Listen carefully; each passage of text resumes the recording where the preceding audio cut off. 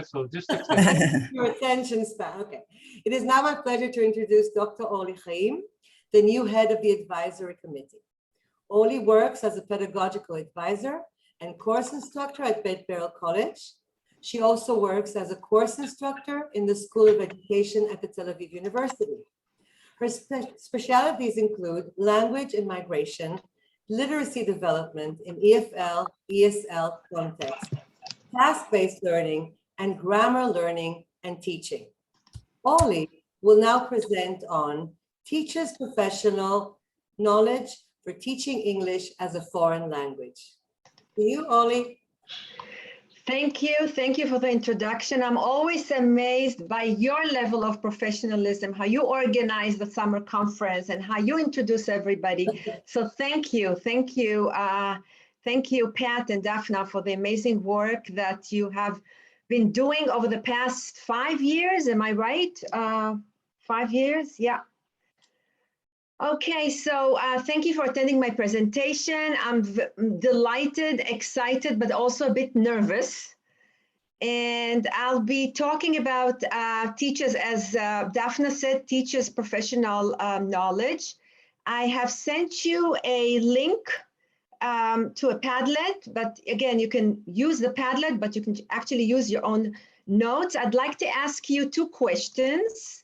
Can I share the screen? Can I? Sure, go ahead. Okay, thank you. So again, if you want, you can use the Padlet or just scan this QR code. I'd like you to think of 2 questions. Question number 1 pertains to what are the important or core competencies of EFL teachers' professional knowledge? And the second question pertains to your own language repertoire, all the languages that you know. Try to think whether or not, or the extent to which you use these languages, I mean, in addition to English, of course, in your classroom teaching or in your various courses that you teach at the colleges or universities. So in this talk, we'll try to address the question of what do second or foreign language teachers need to know and understand to be effective teachers, and how that knowledge is incorporated into language teacher education. The talk will include 4 major parts. In the first part, we'll talk about challenges of current teacher education programs. We're then going to discuss EFL teachers' knowledge, with special emphasis on the role of teachers' language repertoire. And then we'll talk about the learning to teach process, what happens when people start the process of learning to teach at the college, and then when they start teaching at school. And finally, we'll talk about teachers' professional development. We'll look at the new framework for EFL teachers. So let's just first have a look at what you wrote. Maybe some of you would like to answer these questions. I'll just have a look at the Padlet link. The Padlet allowed you to write, but didn't post it. I didn't post the link. I did.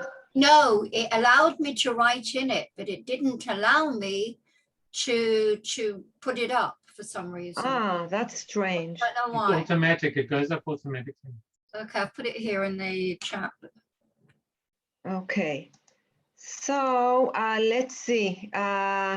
In terms of the essential areas of knowledge, some of you wrote digital tools, course design, the 4 C's of education, okay.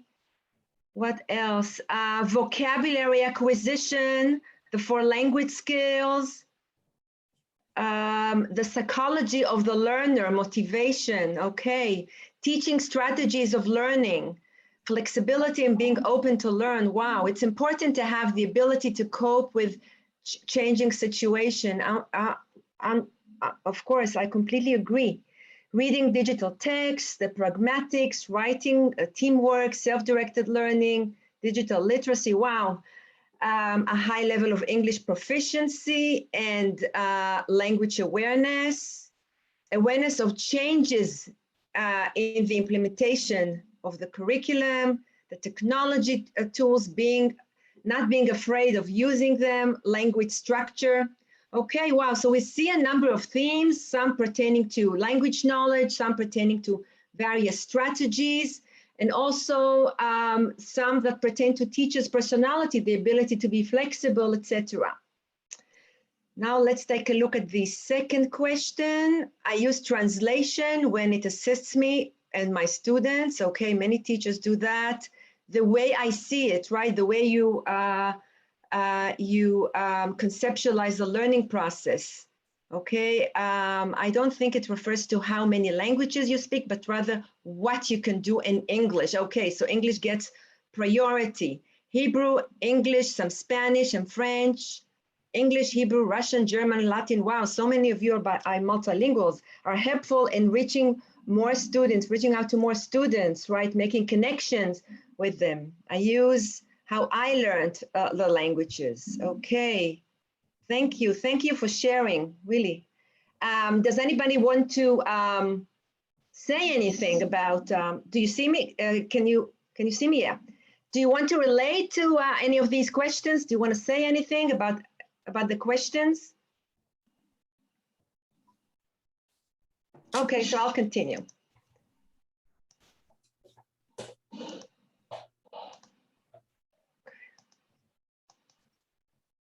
Okay. Okay. So there are a number of challenges for teacher education programs. First of all, the need to prepare teachers who are adequately equipped for teaching in today's globalized world. Teachers should be able to exploit new technology and transform them and utilize them in order to suit the needs and to tailor them to the needs of language learners. And we saw that very clearly during this year and a half, right? Also, inclusion of forms of knowledge representation related. One second, I just need to stop this. Okay. Okay. The inclusion, I just want to, 1 second, okay? Excuse me for a second.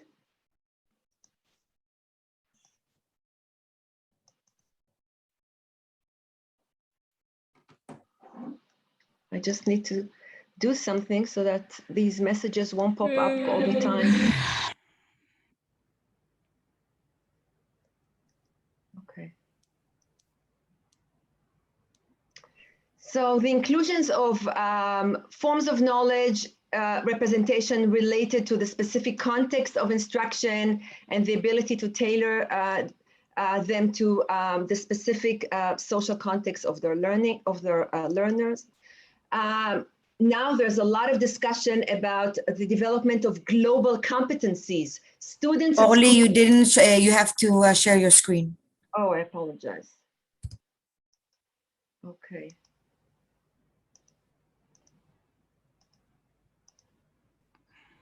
Now there's a lot of discussion about global competencies in terms of what students should be able to develop and pertaining to knowledge of global issues, intercultural issues, environmental sustainability, and all of these bear, of course, bear on the knowledge that teachers need to acquire. Further challenges pertain to English teaching, specifically to English teaching. First of all, there are new conceptualization of the English language, right? We hear about ELF, about Englishes, right? Coined by David Crystal, how English is taught and by whom. There's also expansion of teaching of English across the education spectrum. We teach English from first, second grade, sometimes even earlier. In Europe and also in Israel, there are some CLIL programs. English is taught in higher education.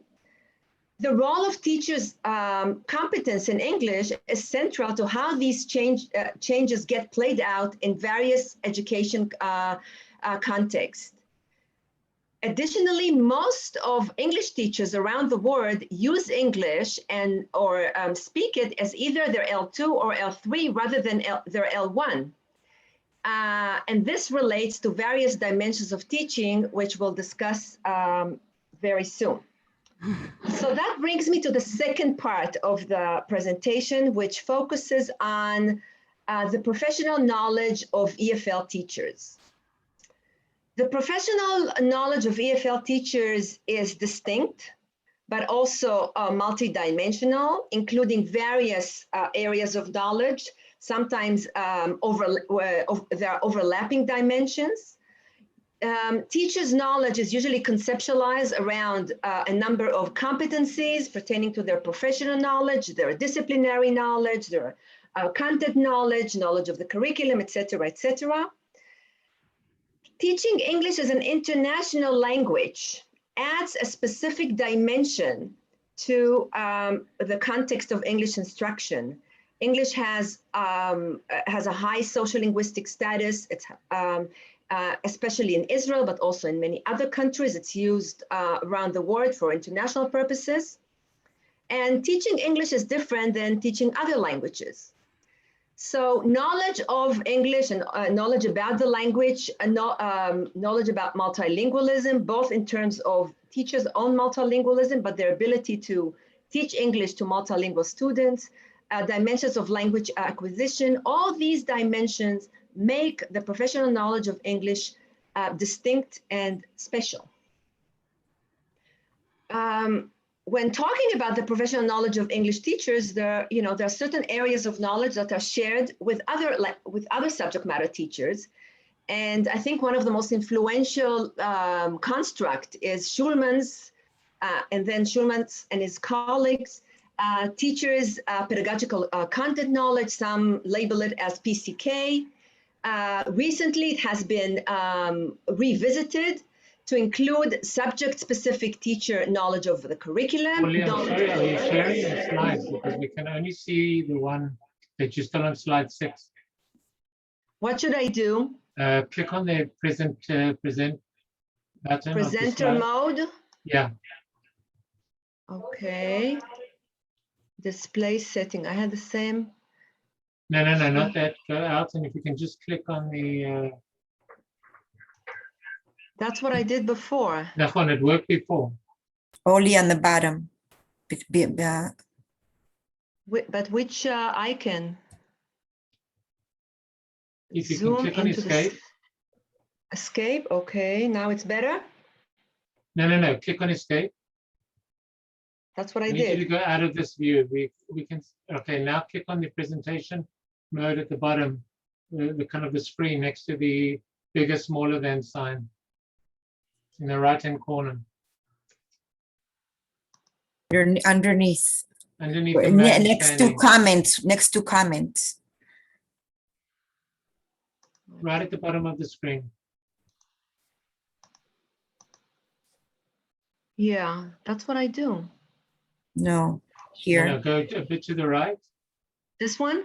No, 3 to the right, 3 icons to the right. Now Next it's one. better? No, next one. 2 more to the right. Another one. There's another one. There we Haim. go. That's it. This one. Okay, thank you. You've taught me something. Thanks a lot. Yeah, it's much clearer. Thank you. So when we conceptualize, as I said before, teachers' pedagogical content knowledge has been revisited recently to include these components that I just mentioned. It's considered distinct from general pedagogical knowledge, which pertains to knowledge of the instructional process, student learning, learning theories, and assessment. I'm not delineating the various domains and competencies, but I do recommend you read Ofra's article. Is she here? The Good Language Teacher. And then at the end, she summarizes, she explores teachers' knowledge base, and then at the end, she summarizes I would say, the essential competencies. But on the whole, we know, and there is like a general agreement among researchers that subject matter knowledge teaches content knowledge, teaches pedagogical content, has a lot of influence on teachers' instruction, and some would say also on students' performance. One of the most influential conceptualizations in the area of language teacher cognition is that of Freeman and Johnson in their seminal work, Reconceptualizing the Knowledge Base of Language Teacher Education. They actually suggest that the core of new knowledge base of the new knowledge base must focus, at that point in time it was new, on the activity of teaching itself. It should center on the teacher who does it, the context in which it is done, and pedagogy by which it is done. In other words, the context plays an influential role. Or as they summarize, who teaches what, to whom, and where. Do you agree, disagree? On a scale of 1 to 3, how do you feel about that? I think some of you wrote when you talked about the competencies. Recently, like a very recent article in Language Teaching Research by Can, titled "Remapping the Teacher Knowledge Base of Language Teacher Education," suggests that prominence should be given to knowledge of the learners as the basis of the knowledge of language teacher education, rather than subject matter knowledge and pedagogical knowledge. The researcher reports a study in the Vietnamese context, whereby English is given a lot of emphasis in teacher education programs, both in pre-service and in-service educational programs. And according to the study, knowledge of the learners should be given, I would say, more priority. And again, one of the subtitles in that article is, "We are teaching the learners, not the language." And that's what he says. Even if teachers have high proficiency and profound knowledge, they still need to adjust their language to learner variables. Specific classroom situations, as well as specific pedagogical purposes. The ability to do so is not derived from general language proficiency, but rather from teachers' classroom proficiency. And that brings me to Freeman and Richard's conceptualization of English for teaching, which includes, according to Freeman and his colleagues, three major dimensions: language knowledge, the situated specific contextual use, and of course the content to be taught. It includes, in terms of the components, the functional areas of classroom language use, Freeman suggests that it includes language that deals with managing the classroom, language that pertains to understanding and communicating the contents of the lesson, and of course, the ability to assess and give students feedback. And again, Freeman reports some research in Japan and Vietnam, once again, that points to the positive impact of self-access, something that we usually call it an asynchronous, right? Asynchronous online framework, self-access professional development opportunities on their classroom proficiency, repositioning the English teacher as a competent language user. And if we want to be more specific, again, because of time limitation, I'm not reading everything, but they also, but Freeman also gives description of the type of language that English teachers need to develop for classroom use. Let me just read one or two. May or may not use English partially or completely as the medium of instruction, although he or she is familiar with the curricular content, is familiar with classroom routines, including basic classroom management and teaching strategies, and can carry out these classroom tasks and routines that are predictable. Okay, I can send you the presentation, but I think you can get the idea.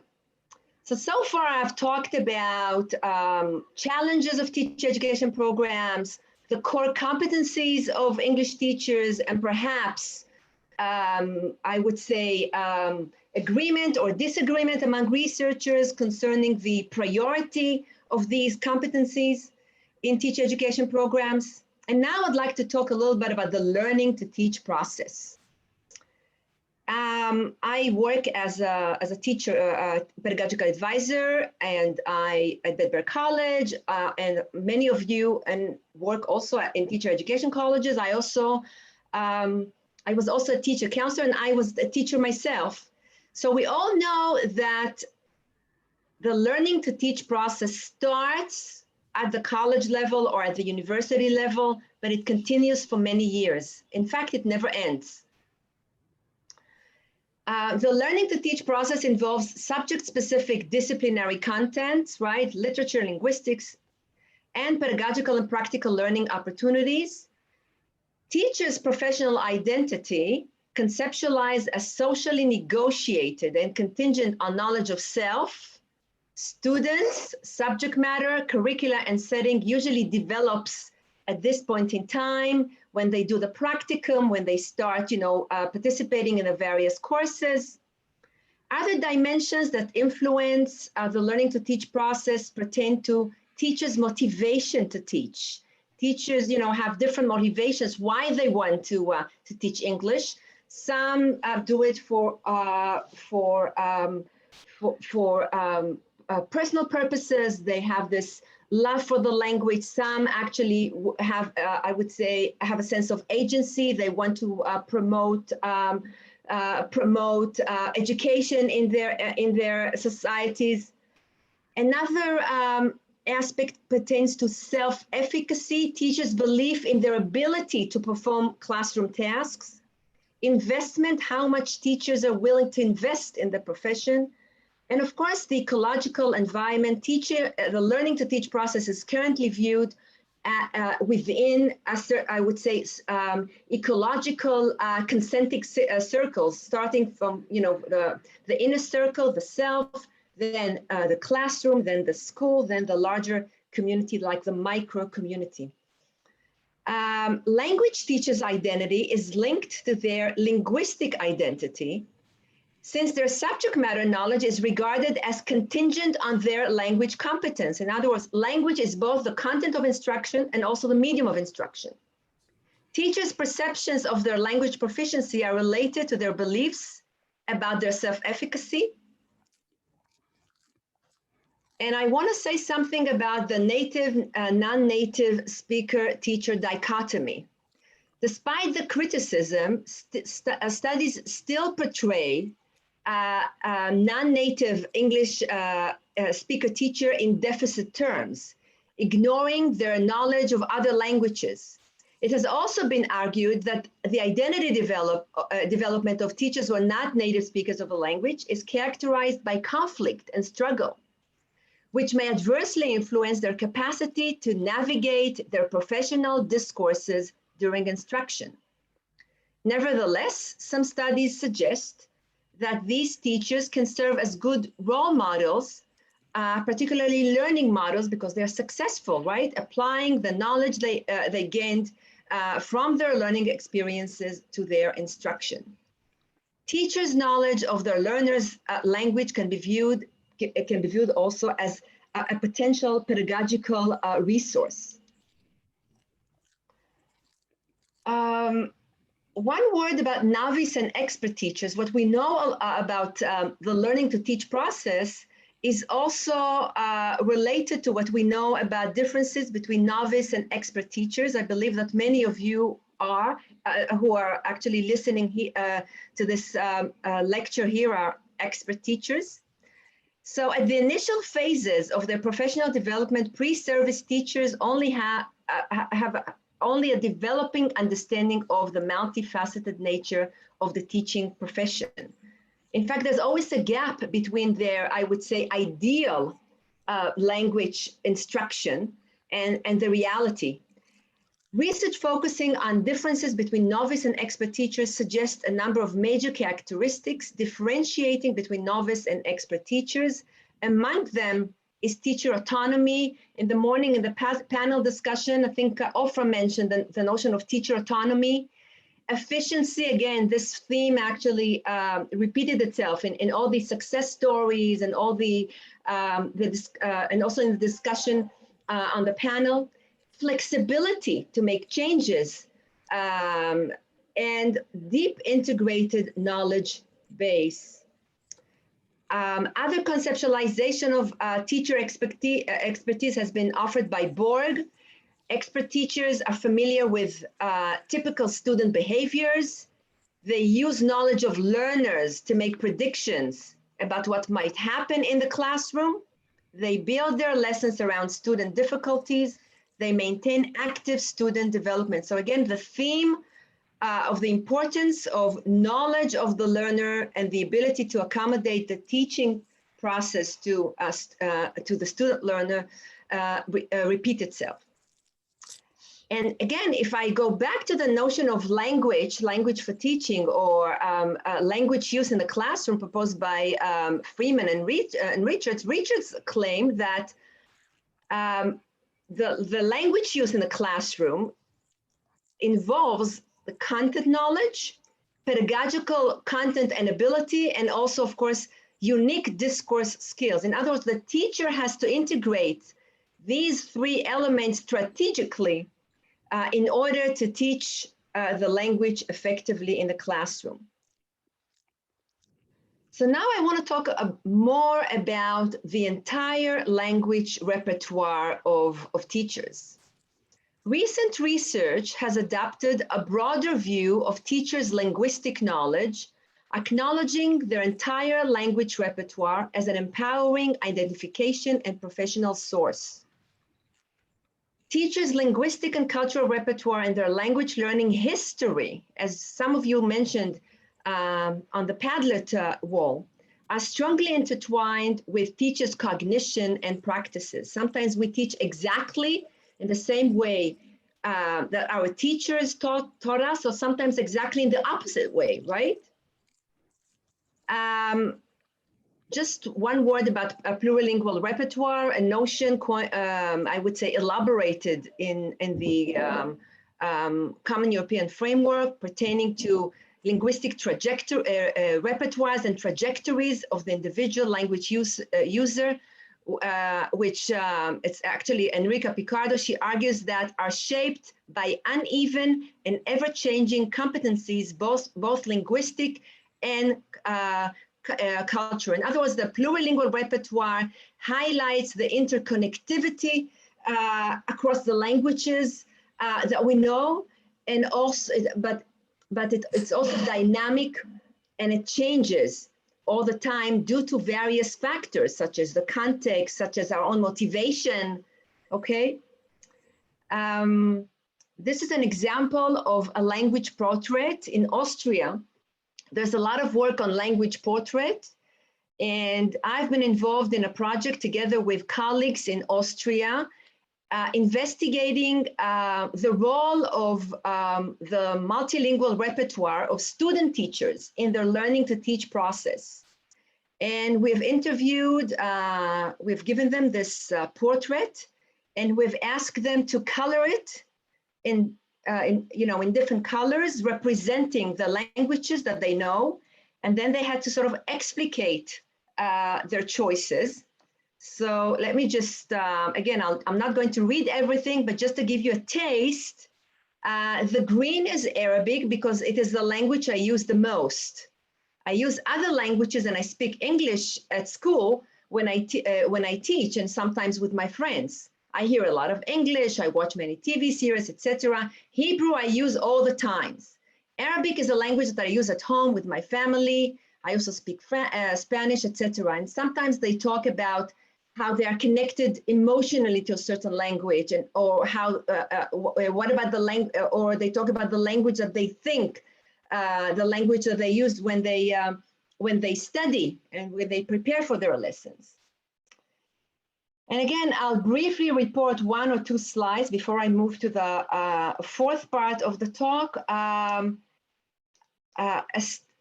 A study that was carried out by Lily Orland, Safi Goldberg, and myself, examining the role of EFL novice teachers, multilingual repertoire in their professional learning to teach process,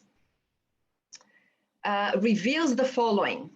We interviewed 30 teachers. Some of them were bilingual teachers, Hebrew as their L1, English as their L2. Some of them were trilingual teachers, L1 Arabic, L2 Hebrew, L3 English, or immigrant student teachers from non-English speaking countries whose L1 was, you know, French, Russian, etc. English or Hebrew were their L2 or L3. And some of them actually spoke more than 3 or 4 languages. So the interviews revealed 3 major themes. The first one was actually the most powerful one. Linguistic repertoire makes a difference in teachers' induction. They were all first-year teachers. And this category includes 3 major categories. Competency in English as an L1 makes a difference in teachers' positioning as legitimate and authentic language experts. The second theme, competency in 2 languages is also important. Students L1 and English makes a difference in EFL teachers' perceived role as facilitators of the language acquisition process. And the third theme pertains to competency in multiple languages, makes a difference in teachers' learning to teach process. 2 other themes were language learning experience, influences teachers' induction, and ethno-linguistic identity plays a role in teachers' induction. Just to illustrate, to explain a little bit, I'll just read 1 or 2 quotes. Most of the English staff are native speakers in my school, right? The parents like that I was a native speaker. I think they're happy that their kids study with a teacher from an American background.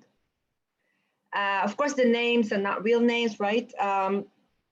So again, knowledge of English helped novice teachers integrate and position themselves at school.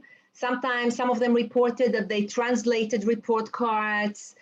Some of them were immediately appointed to teach 5-pointers in high schools, etc. Orly, sorry, my dear, you've got a few minutes to finalize, okay? How much time? Well, it was 5 minutes, but 5 minutes, a little okay, less than 5 minutes. Okay, thanks. Okay, so thank you for letting me know. So I'll actually skip the quotes, but what I can say is that competency, language competency and the language learning and the language repertoire of EFL teachers plays a role. English is important, but other languages help as well. For example, Hebrew helped the teachers socialize into the system, communicate with parents and other teachers, explain to students difficult issues of form, etc.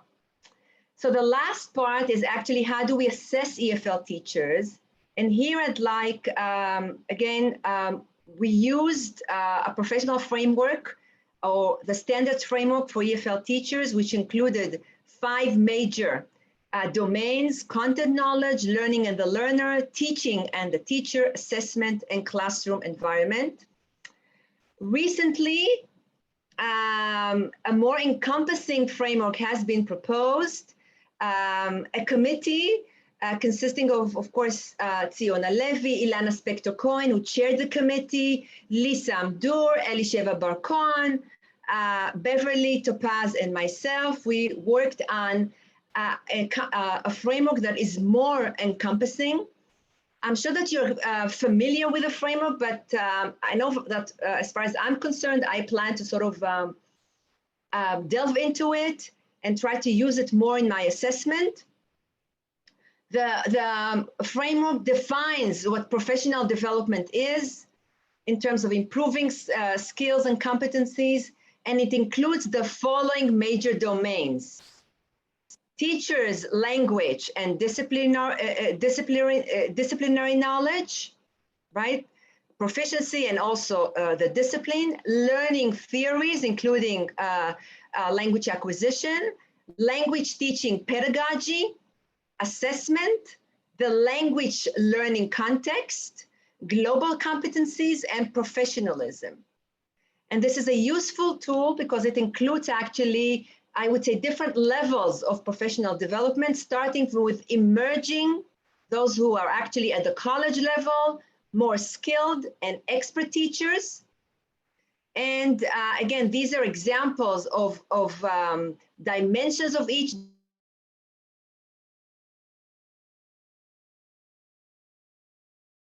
for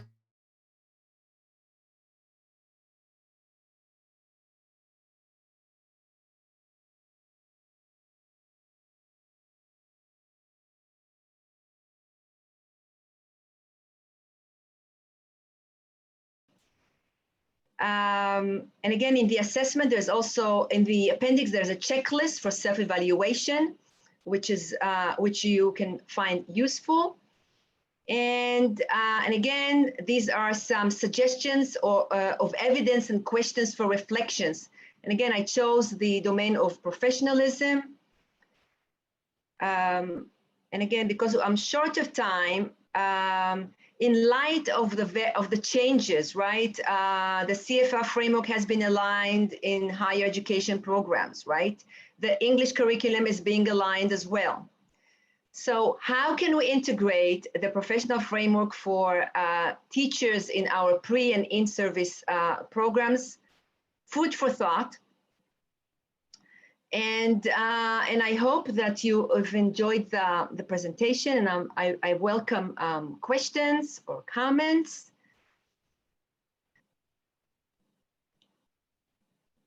Thank you, Orly. Thank you, Orly. Thank you. And as Leo says exit test. Yeah, the issue has been discussed. Yeah, the issue has been discussed. It might be even implemented now with the advent of the new Vadmani, Inbar, and the other colleagues' new guidelines, because very soon we'll start implementing them. Let me see some more. This could be very useful when assessing new teachers. Not only good teachers. New teachers. Orly, Yeah. perhaps, We don't have time for this, I'm absolutely. sorry. Yeah. Orly, Just if perhaps I you could can actually just two things. You can share the slideshow and provide us with your email that we can contact you afterwards. Yes, That no would be problem. very nice. I'll